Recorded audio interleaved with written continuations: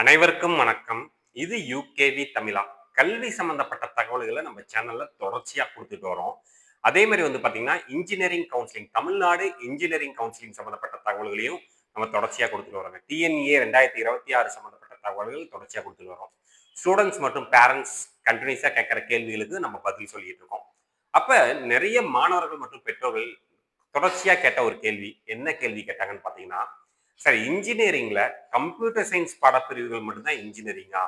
எல்லாருமே யாரை கேட்டாலுமே வந்து பாத்தீங்கன்னா கம்ப்யூட்டர் சயின்ஸ் ஒண்ணு கம்ப்யூட்டர் சயின்ஸ் எடுக்க போறேங்கிறாங்க, அப்படி இல்லைன்னா டேட்டா சயின்ஸ் எடுக்கிறேங்கிறாங்க, இல்லைன்னா சைபர் செக்யூரிட்டி எடுக்கிறாங்க. இது மட்டும் தான் இன்ஜினியரிங்ல இருக்குதுங்களா? இல்ல இன்ஜினியரிங்ல வேற பாடப்பிரிவே இல்லையா? இல்ல வேற எந்த கல்லூரிகளுக்கு போனாலுமே எல்லா கல்லூரிகளுமே இந்த டிபார்ட்மெண்ட்ஸ் மட்டுமே தான் வச்சிருக்கிறாங்க. அப்போ ஒரிஜினலா வந்து நம்மளுக்கு இந்த டிபார்ட்மெண்ட்ஸ் மட்டும் தான் இருக்குதா, இல்ல இன்ஜினியரிங்ல வந்து வேற படிப்புகள்லாம் இருக்குதா அப்படின்ட்டு நிறைய மாணவர்கள் மற்றும் பெற்றோர்களுக்கு கேட்கறாங்க. நிறைய மாணவர்களுக்கு இன்னும் இன்ஜினியரிங்ல என்னென்ன டிபார்ட்மெண்ட்ஸ் இருக்குங்கிறதே நிறைய பேத்துக்கு தெரியாம இருக்குங்க. இப்ப தமிழ்நாட்டுல அண்ணா யூனிவர்சிட்டி, அண்ணா யூனிவர்சிட்டி வந்து பாத்தீங்கன்னா கிட்டத்தட்ட இன்ஜினியரிங்க்கு டோட்டலா அவங்க தான் இன்சார்ஜுங்க. அப்ப தமிழ்நாட்டில் இருக்கக்கூடிய 400க்கும் மேற்பட்ட பொறியியல் கல்லூரிகள்ல இருக்கக்கூடிய டிபார்ட்மெண்ட்ஸ் மற்றும் அந்த கல்லூரிகளோட மெயின்டெனன்ஸ் எல்லாமே வந்து பாத்தீங்கன்னா அண்ணா யூனிவர்சிட்டி தான் பாக்குறாங்க. அப்ப அந்த அண்ணா யூனிவர்சிட்டி கீழே இருக்கக்கூடிய இன்ஜினியரிங் கல்லூரிகளை கிட்டத்தட்ட 100க்கும் மேற்பட்ட இன்ஜினியரிங் பிரான்ச்சஸ்ங்கிறது நடத்திட்டு தான் இருக்கிறாங்க. ஆனா நம்ம என்ன பண்றோம், நம்ம வந்து வெறும் கம்ப்யூட்டர் சயின்ஸ் இன்ஜினியரிங் படிச்சா மட்டும் தான் வேல்யூ, இல்லை டேட்டா சயின்ஸ் படிச்சா மட்டும் தான் வேல்யூ, மிஷின் லேர்னிங் படிச்சா மட்டும் தான் வேல்யூ, சைபர் செக்யூரிட்டி படிச்சா மட்டும் தான் வேல்யூ அப்படின்னு நினைச்சிட்டு இருக்கோம்.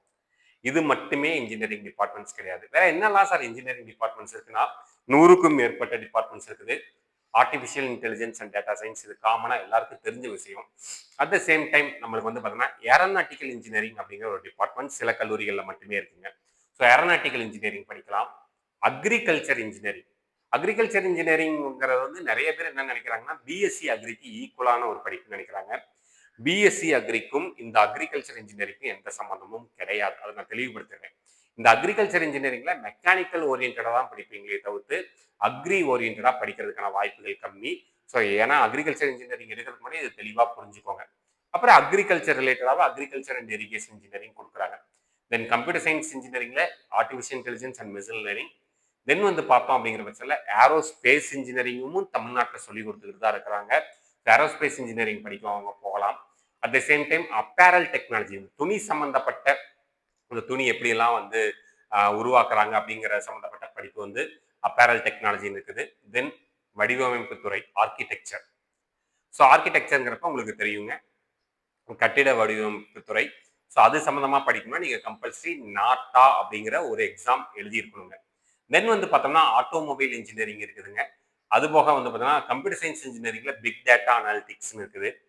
புதுசா நீங்க படிக்கணும்னா பயோமெடிக்கல் இன்ஜினியரிங் போகலாம். அதாவது நான் பயாலஜில இன்ட்ரெஸ்ட், நான் ஹாஸ்பிட்டல் ஓரியன்டா போறேன், எனக்கு இந்த மிஷினரிஸ்லாம் ஒர்க் பண்ணணும்னா நீங்க வந்து என்ன பண்ணலாம்னு பார்த்தீங்கன்னா பயோமெடிக்கல் இன்ஜினியரிங் போகலாம். சிவில் அண்ட் ஸ்ட்ரக்சரல் இன்ஜினியரிங் இருக்குதுங்க. தென் வந்து பாத்தீங்கன்னா computer science and business system, computer science எனக்கு தெரிஞ்சுக்க விரும்புறேன்.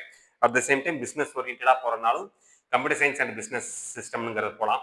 Chemical and electro chemical engineering இது எங்க இருக்குன்னு பாத்தீங்கன்னா நமக்கு வந்து சிக்ரி காரைக்குடியில வந்து கெமிக்கல் அண்ட் எலக்ட்ரோ கெமிக்கல் இன்ஜினியரிங்கிறது இருக்குது. Then civil engineering.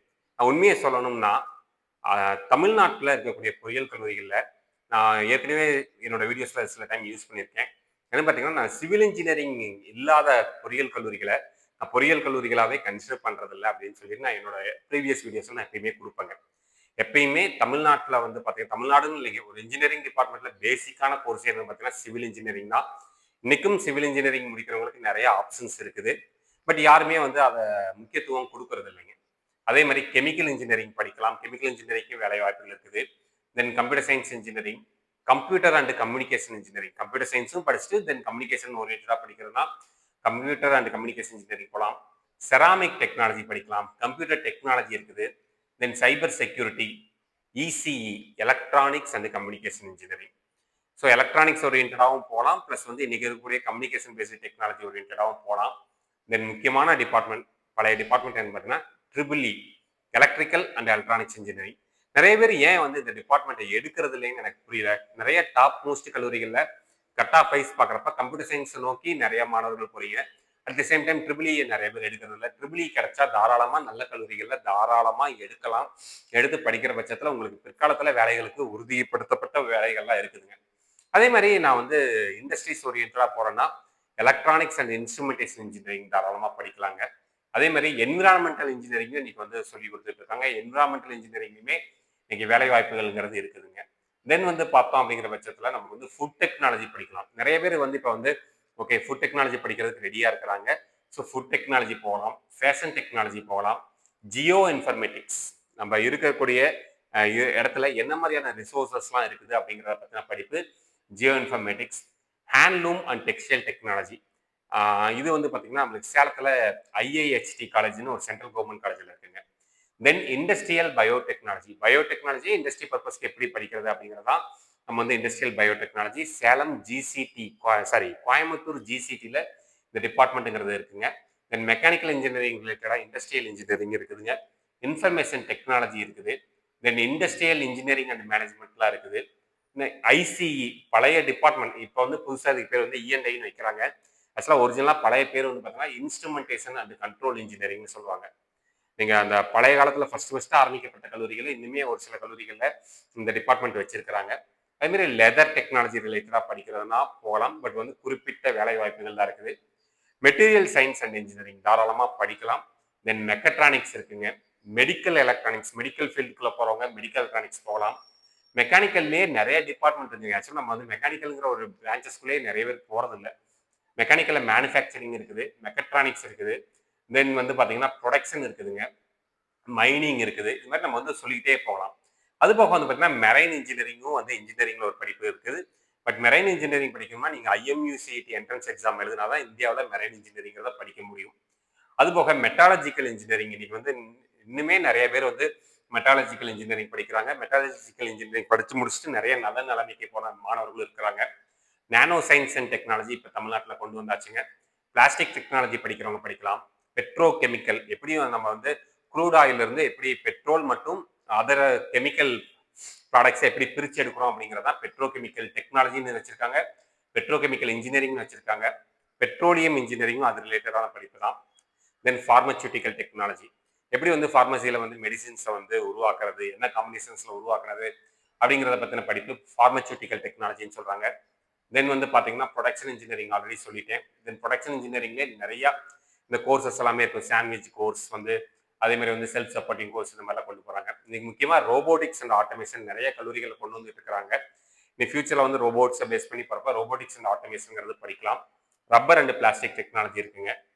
அதே மாதிரி பார்த்தீங்கன்னா டெக்ஸ்டைல் டெக்னாலஜி, டெக்ஸ்டைல் கெமிஸ்ட்ரி இருக்குது, டெக்ஸ்டைல் டெக்னாலஜி இருக்குது. தென் வந்து பார்த்தீங்கன்னா சிவில் இன்ஜினியரிங் இன்னைக்கு தமிழ் மீடியத்திலையும் படிக்க முடியும், மெக்கானிக்கல் இன்ஜினியரிங்கை தமிழ் மீடியத்திலையும் படிக்க முடியும். ஸோ இத்தனை வகையான படிப்புகள் இருக்குதுங்க இன்ஜினியரிங்ல. பட் நம்ம என்ன பண்றோம்னு பார்த்தீங்கன்னா யாராச்சும் சொல்றாங்கன்னு சொல்லிட்டு ஒரு 4-5 டிபார்ட்மெண்ட் மட்டும் எடுத்து வச்சுக்கிட்டு அதை பத்தின விஷயங்களுக்கு மட்டும் போறோம். ஓகே, இப்போ நீங்க சொல்ற மாதிரி இத்தனை இன்ஜினியரிங் இருக்கு சார். இப்போ இத்தனை இன்ஜினியரிங் படிக்கிறவங்களுக்கு வேலை வாய்ப்புகள் இருக்குதான்னு கேட்டா இருக்குது. பட் அதை பத்தின ஒரு தெளிவான புரிதல், அது சம்பந்தப்பட்ட டிபார்ட்மெண்ட்ஸ் இருக்கக்கூடிய கல்லூரிகளை போய் நேரடியாக போய் அந்த தகவல்களை தெரிஞ்சுக்கிட்டு அதுக்கடுத்து சாய்ஸ் ஃபில் பண்றப்ப நீங்க சாய்ஸ் வச்சு நீங்க வந்து தேர்ந்தெடுக்கலாம்.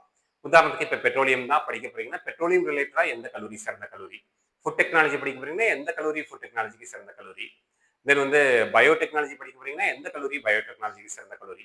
அங்க போய் நீங்க என்ன பண்ணலாம்னு பாத்தீங்கன்னா அங்க இருக்கக்கூடிய மாணவர்கள்கிட்டையும் அங்க இருக்கக்கூடிய பேராசிரியர்கள்கிட்டையும் பேசிட்டு நீங்க என்ன பண்ணலாம்னு பாத்தீங்கன்னா அந்த டிபார்ட்மெண்ட்டை வந்து நீங்க சாய்ஸ் லிஸ்ட்ல வந்து வச்சு நீங்க சாய்ஸஸ் எடுத்து போகலாங்க.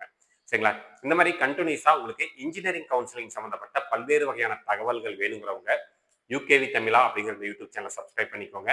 மற்றும் இந்த வீடியோ உபயோகமா இருக்கு நீங்க ஃபீல் பண்ணீங்கன்னா உங்களுக்கு தெரிஞ்ச மாணவர்கள் மற்றும் பெற்றோர்களுக்கு இந்த வீடியோவை ஷேர் பண்ணுங்க. மிகவும் நன்றி.